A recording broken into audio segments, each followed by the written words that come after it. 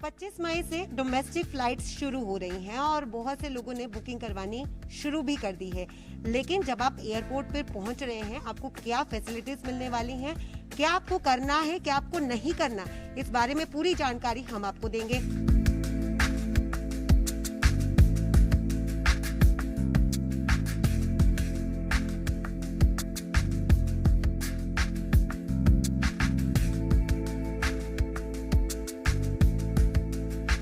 हम इस वक्त चंडीगढ़ के इंटरनेशनल एयरपोर्ट पर खड़े हैं।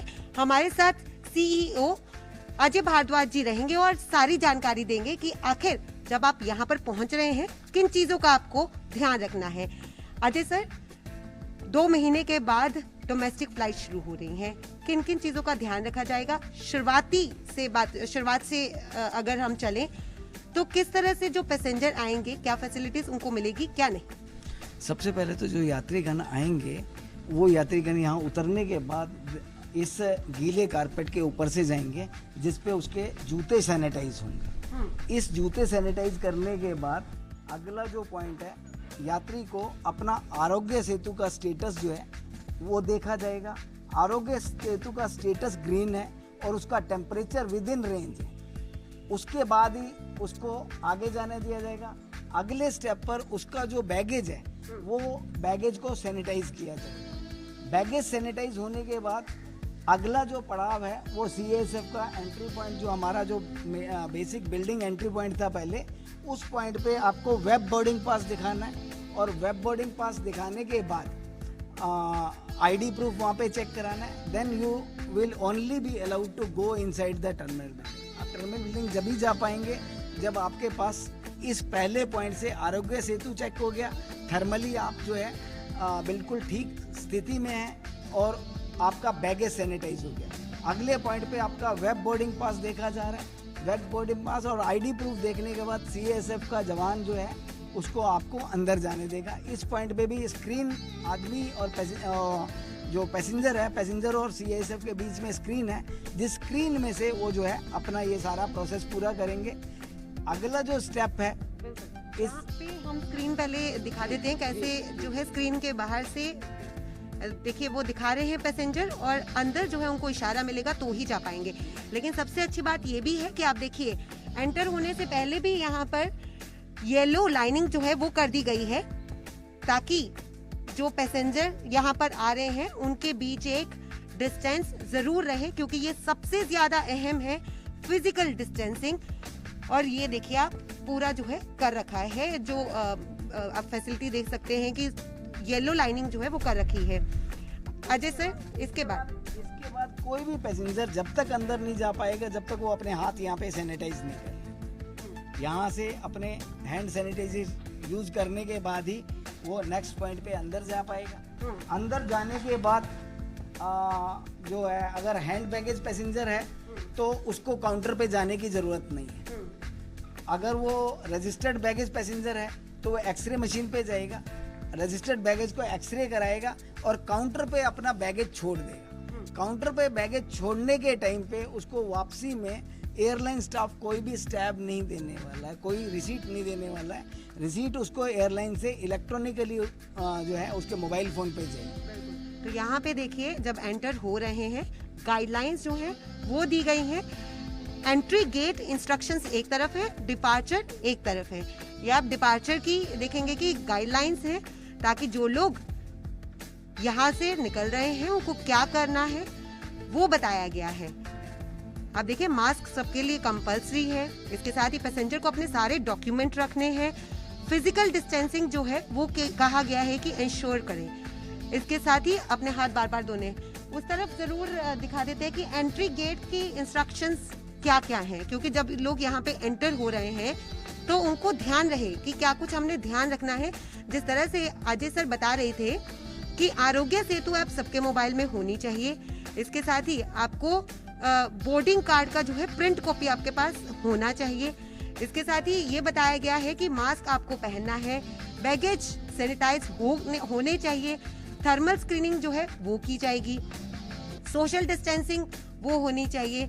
ये सारी चीजें यहाँ पे जानकारी दे दी गई है। तो जो भी पैसेंजर यहाँ पर आ रहा है सबसे पहले ये पढ़ के ही अंदर जाए।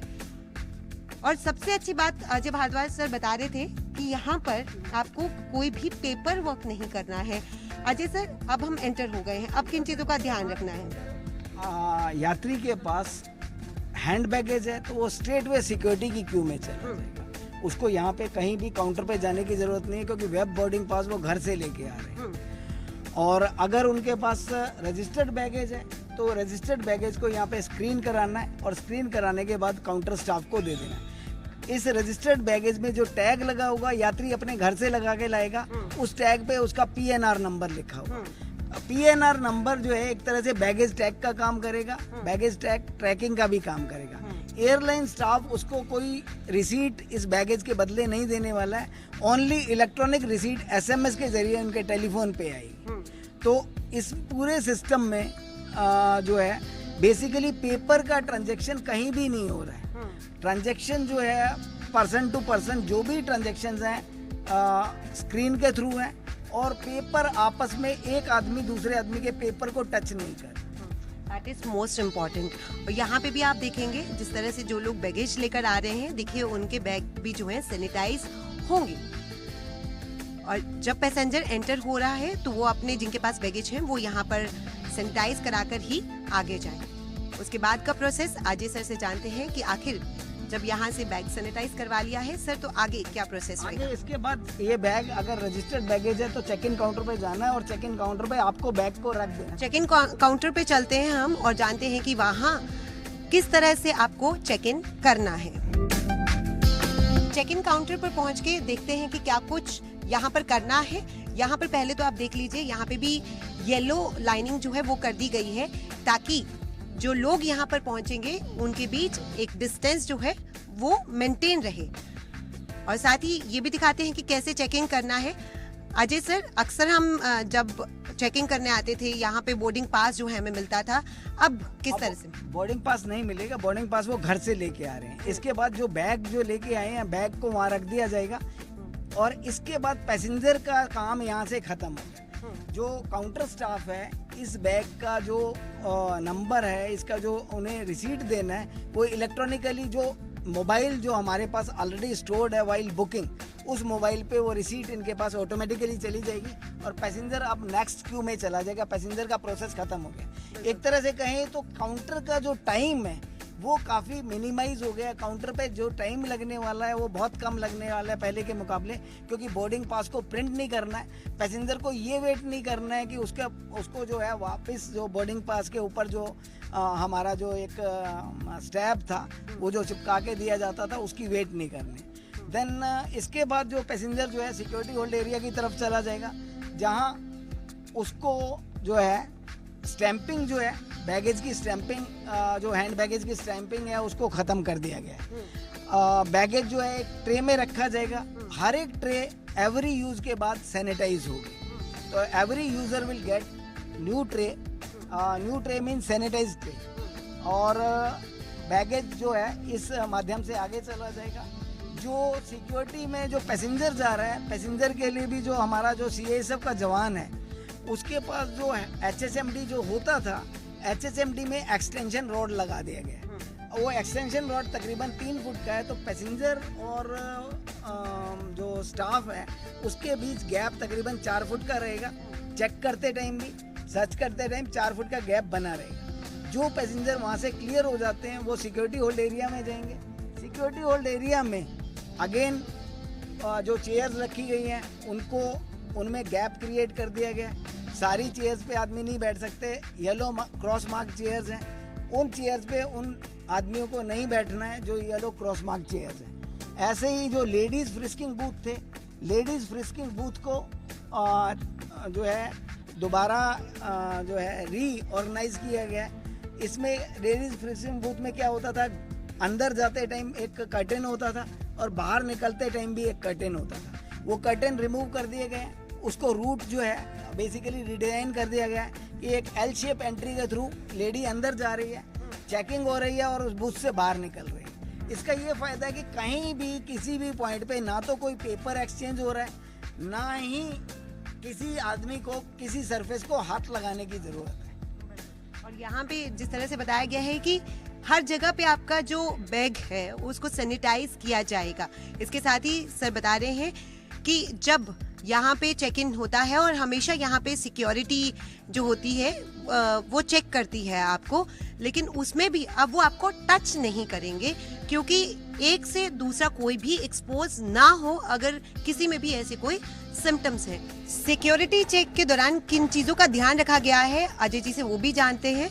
सर यहाँ पे एक दूसरे के टच में ना आए लोग, इसलिए क्या ध्यान रखा गया? इसमें अगेन क्यूइंग के लिए स्ट्राइप्स जो है फ्लोर पे लगाए गए। यहाँ से जब पैसेंजर आएगा, पैसेंजर अपना बैगेज वहाँ दे देगा। बोर्डिंग पास जो है अगेन इस बोर्डिंग पास पे जो कोई भी स्टैंपिंग नहीं होगा। जो HHMD जो जवान यूज़ कर रहे हैं वो HHMD जो है उनके हैंडल्स जो है बढ़ा दिए गए हैं, एक्सटेंशन रॉड के साथ हैं जो तकरीबन 4 फुट की रॉड उनके पास है। तो पैसेंजर को चेक करते समय जवान और पैसेंजर के बीच 4 फुट का गैप रहेगा। बिल्कुल। और यहाँ पे भी आप देखिएगा, यहाँ पे भी आप सैनिटाइज करके जाएंगे अपने हाथ। इस पॉइंट से जब DFMD से आदमी क्लियर हो गया, अगर वो पूरी तरह क्लियर हो गया, कोई उसके पास ऑब्जेक्ट नहीं है तो he can go straight way. अगर चेक करना पड़ता है तो एक्सटेंशन रॉड के साथ HHMDs हैं ताकि जवान और पैसेंजर के बीच प्रॉपर बना रहे, वो आपस में नजदीक ना आए। जब ये क्लियर हो जाएगा तो इसके बाद जो है पैसेंजर को क्लियर कर दिया जाएगा। जो स्टैंप पहले लगाई जाती थी वो स्टैंप नहीं होगी। इसके बाद पैसेंजर को अपना जो बोर्डिंग पास है वो डिस्प्ले करना होगा। वो एक कैमरा में हमारे सिस्टम में एक रिकॉर्डिंग होगी, जो है एक इलेक्ट्रॉनिक रिकॉर्ड जो है वो हमारे पास है सिक्योरिटी प्रोटोकॉल्स के हिसाब से, जिसको हम यूज़ कर रहे हैं। इस पॉइंट से निकलने के बाद जो है सिक्योरिटी होल्ड एरिया में आदमी जाएगा। और सर लेकिन एक चीज मैं जरूर जानना चाहूंगी, महिलाओं के लिए क्या अलग किया है? क्योंकि अगर बात करें कर्टन्स जो है लगे रहते थे, लेकिन अब क्या किया गया है खास? महिलाओं के लिए अगर आप देखें तो कर्टन्स को रिमूव कर दिया गया, उनके बूथ को बड़ा कर दिया गया। अब वो L शेप एंट्री से अंदर जाएंगे। जैसे आप देख सकते हैं कि एक महिला आई तो ये L शेप एंट्री से अंदर जाएगी। कोई कर्टन नहीं है, किसी चीज को टच करने की जरूरत नहीं। इस बूथ में आने के बाद जो कोई भी चीज़ ऐसी नहीं है जिसको टच किया जा सके। और यहाँ पे चेक होने के बाद जो बाहर निकलेंगे तो भी रास्ते में कोई पर्दा नहीं है, आप स्ट्रेट में बिना किसी चीज़ को हाथ लगाए अंदर आ सकते हैं। बिल्कुल, बहुत ज़रूरी है क्योंकि अक्सर जो है कर्टन्स लगे रहते हैं और कर्टन्स को जो लेडीज जो है टच करती थी और फिर ही अंदर जाती थी, लेकिन अब इसे L शेप में कर दिया गया है ताकि किसी भी चीज़ को अंदर टच ना करना पड़े। सर आगे किस तरह से जो पैसेंजर है वो प्रोसीड करेंगे? आगे जो पैसेंजर है अब सिक्योरिटी होल्ड एरिया में वो बैठेंगे। सिक्योरिटी होल्ड एरिया में पूरे जितने भी चेयर्स हैं, हर एक चेयर में बीच में येलो मार्क्स लगे हुए हैं। जो येलो मार्क पॉइंट हैं उन चेयर्स पे आपको नहीं बैठना है। हमारा स्टाफ यहाँ पे अवेलेबल रहेगा जो उनको एजुकेट भी करता रहेगा और उनको बैठने भी नहीं देगा। इसके अलावा बारकोड रीडर है, उससे बोर्डिंग पास को खुद निकालना है। एयरलाइन स्टाफ उस बोर्डिंग पास को खुद नहीं लेने वाला, वो टच नहीं करने वाला। तो इस पूरे प्रोसेस में एक टचलेस सिस्टम है from starting point two and point. कहीं भी ऐसा नहीं होगा कि पैसेंजर जो है कोई पेपर को पास ऑन कर रहा है या उसका पेपर कोई आदमी चेक करके उसको वापस दे रहा है। ऐसे ही आते टाइम पैसेंजर जो आ रहा है उसके शू सैनिटाइजेशन से लेके और बाहर निकलने तक कन्वेयर बेल्ट पे अगेन मार्किंग है। मार्किंग में आपका डिस्टेंस मार्कर्स लगे हुए हैं। वहाँ से जो सामान हमारा आएगा, सामान लेने के बाद जो टैक्सी जो आदमी बोर्ड करेगा वो भी सैनिटाइज टैक्सियाँ होंगी। अननोन टैक्सीज को एयरपोर्ट पे यात्री जो है वो अवेल नहीं कर पाएगा क्योंकि हमें ये नहीं पता कि वो टैक्सी सैनिटाइज्ड हैं कि नहीं है। इसलिए जो है अभी हेल्थ प्रोटोकॉल के हिसाब से कोई भी टैक्सी जो हमारी नॉन वेंडर से नहीं है उसको अलाउ नहीं किया जाएगा। तो इस तरह से यात्रा का स्वरूप पूरी तरह एक तरह से बदल जाएगा। और एक बोर्डिंग गेट एक फ्लाइट को यूज़ करने के बाद पूरी तरह से दोबारा एरिया को सैनिटाइज किया जाएगा। और एरिया सैनिटाइजेशन के बाद हम जो है एरिया सैनिटाइजेशन के बाद दोबारा उसको नेक्स्ट फ्लाइट के लिए यूज़ करेंगे। तो स्टैगर्ड यूज़ जो है पूरे सिक्योरिटी होल्ड एरिया का भी रहेगा कि जिस एरिया में एक बार फ्लाइट ले लिया उसका अगला टर्न 2-3 घंटे बाद ही आएगा ताकि पूरा सैनिटाइज होकर एरिया रेडी हो जाए। सर यहाँ पे हम शॉप्स भी देख पा रहे हैं क्योंकि ये खुलती हैं और लोग भी जो है यहाँ से शॉपिंग करते हैं। और साथ ही अगर बात करें फूड जॉइंट्स भी रहते हैं, क्या वो ओपन रहेंगे या नहीं? फूड जॉइंट यात्रियों के लिए ओपन रहेंगे, पर यात्री उसमें भी सोशल डिस्टेंसिंग का उन्हें पालन करना होगा। एज फार एज पॉसिबल बैठ के खाना सर्व कहीं भी नहीं किया जाएगा। आप टेक अवे काउंटर्स उपलब्ध रहेंगे, आप खाना ले सकते हैं और उसको अलग जाके बैठ के खा सकते हैं। कोई भी आदमी आपको सर्व नहीं करेगा, तो वहाँ भी इंटरेक्शन आपका कम से कम या ना के बराबर है। आपको जो F&B आउटलेट जो सुविधा जिस टाइप की पहले रहती थी वो अवेलेबल नहीं रही। पर सर अगर बात करें शॉप्स जो हैं वो भी ओपन होंगी? शॉप्स ऐसे ही ओपन होंगी जैसे हमारा सिटी में डिस्टेंस प्रोटोकॉल है, शॉप्स में भी नंबर ऑफ पीपल, एक आदमी अगर अंदर है तो दूसरा आदमी उसमें अंदर जब तक नहीं जा पाएगा जब तक वो बाहर नहीं निकल जाता है। तो शॉप में सोशल डिस्टेंसिंग का ध्यान रखा जाएगा। शॉप्स डेफिनेटली ओपन रहेंगी, पर डिस्टेंसिंग के लिए हमारे यहाँ वॉलंटियर्स भी खड़े हैं और शॉपकीपर्स को पूरी तरह से अप्राइज कर दिया गया है कि वो भी किसी भी तरह का जो है इसमें हर तरह का सोशल डिस्टेंसिंग का विशेष रूप से ध्यान रखें और टाइम टू टाइम अपने एरिया को अंदर सैनिटाइज कराते रहें। ऐसे ही पूरे एरिया में, इस एरिया में जगह जगह पर येलो मार्क्ड डस्टबिन्स भी रखे गए हैं कि किसी भी आदमी को अगर अपने पर्सनल प्रोटेक्टिव इक्विपमेंट अगर डिस्पोज करने हैं तो वो डिस्पोजल खाली उन्हीं में बायो वेस्ट की तरह डिस्पोज किया जाए और उसके लिए स्पेशल अरेंजमेंट्स हैं जो यहाँ से ले जाके सिटी में ऑथराइज्ड एजेंसीज द्वारा डिस्पोजल किया जाएगा।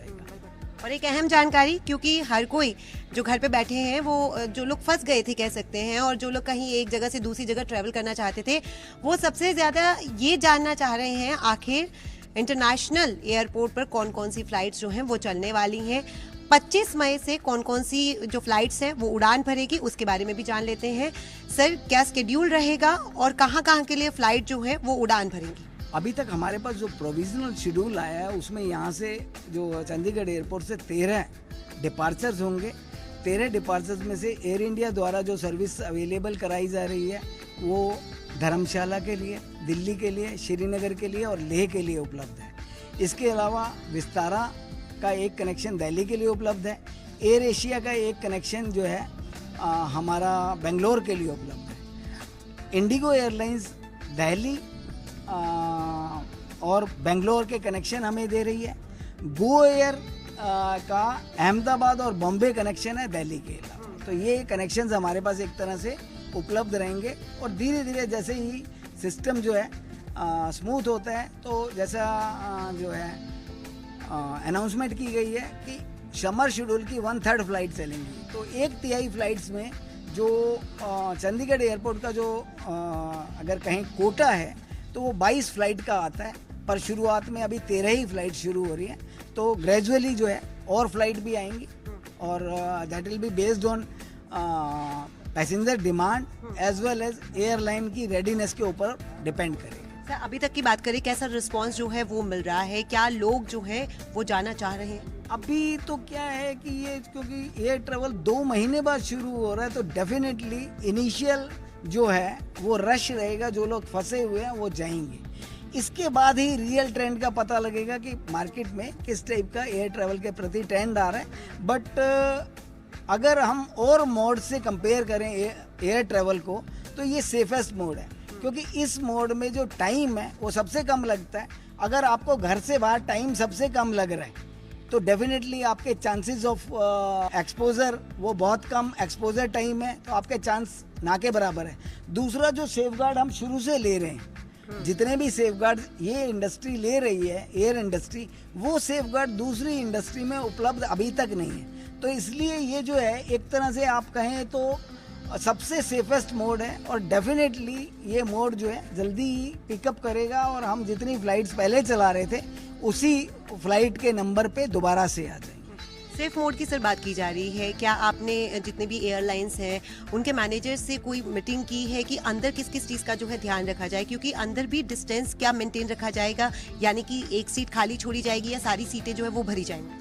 अंदर जो है ये जो मिनिस्ट्री ऑफ सिविल एविएशन है उसने एक गाइडलाइंस इशू की है और हर एक आदमी को उन्हीं गाइडलाइंस का पालन करना है। सबसे पहले तो हर एक पैसेंजर को एक किट दी जाएगी, उस किट में पीपीज हैं, आपको सैनिटाइजर दिया जाएगा, एक फेस मास्क दिया जाएगा और एक आपको स्क्रीन दिया जाएगा फेस पे पहनने के लिए। सीटों पे हर एक सीट पे आदमी होगा।